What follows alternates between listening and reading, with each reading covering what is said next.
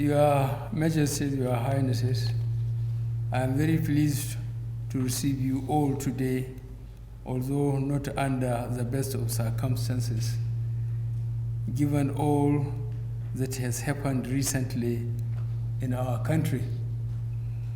However, I am indeed glad that we are having this meeting, which underscores your primary and important role in helping maintain peace and security in our country. I have been briefed on the outcome of a subject of your meeting in Kaduna, which also involved the northern governors.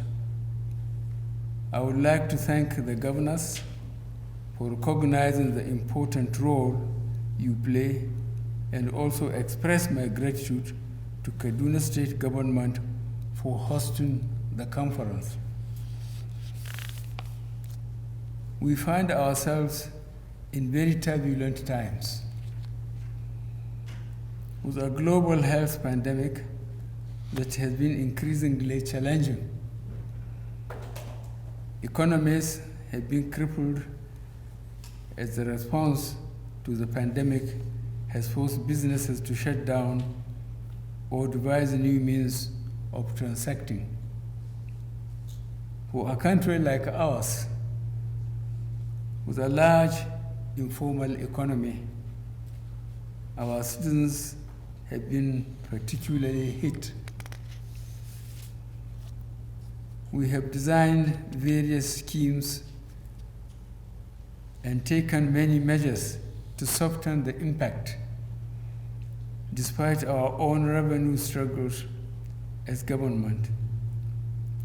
We recognize that more needs to be done to cater to our fellow citizens, not just those in the urban areas, but also those in the rural areas.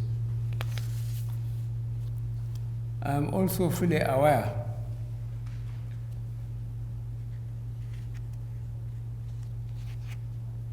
that our strong farming belts have been impacted by floods.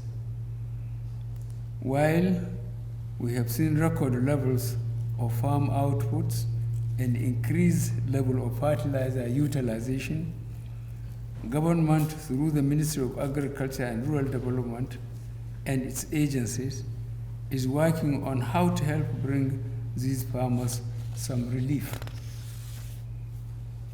Considering all these challenges and our growing youth population, you can realize the task ahead of us.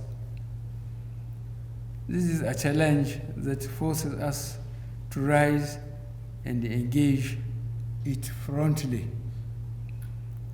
There is no hiding place regarding how we should address insecurity concerns, youth unemployment, job creation, boosting industrialization, and preparing for a transition into digital economy.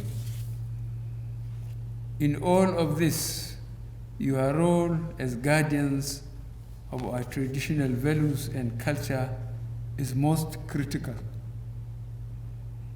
Equally important is your neutrality, which you must not compromise, because this is what significantly confers on you your moral authority and legitimacy. We recognize that different parts of our country are dealing with various challenges, and we have heard the loud cries of our youth and children, and we are attending to their concerns.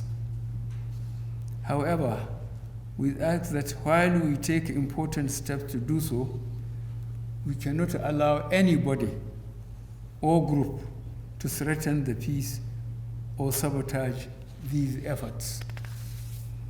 Strong, transparent efforts are underway to address those rogue elements of the Nigerian police force. Simultaneously, the Nigerian police force will also undergo much needed reform that covers welfare, working conditions, and code of conduct that will usher in a more professional workforce. To succeed in all of this, we would require your support and voice to help amplify the message.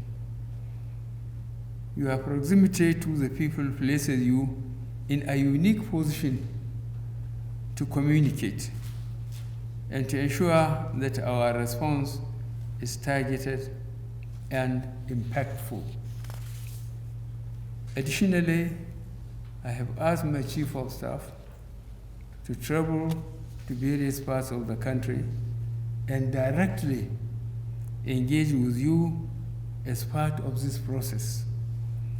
He will be reporting back to me your various perspectives. I want to once again thank you for the role you all have played to calm down our youth with wisdom and authority. By instilling hope and keeping the peace, you have rendered the country great service. I thank you all again. God bless the Federal Republic of Nigeria. Thank you. Well, this afternoon, to pay you this visit and present you the outcome of our deliberations on Tuesday, where the 36 states and FCT chairmen of the Council of Traditional Rulers met to deliberate on the state of the nation, most especially as regards the NSAS and the outcome of such NSAS and other activities in the country. We had the SGF with us who declared the program open, and I want to thank him for always coming around to talk to us. And I want to thank Mr. President for giving us this audience this afternoon to present this very short address to him, hoping that he will consider the proposals we saw put forward, which we believe would help him and his government and all other state governments to tackle the numerous challenges and problems facing our great country.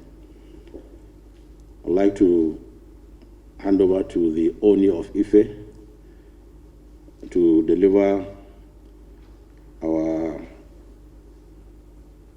the outcome of our meeting to Mr. President after he has given his brief. Thank you very much. Wassalamu alaikum wa rahmatullahi wa barakatuh.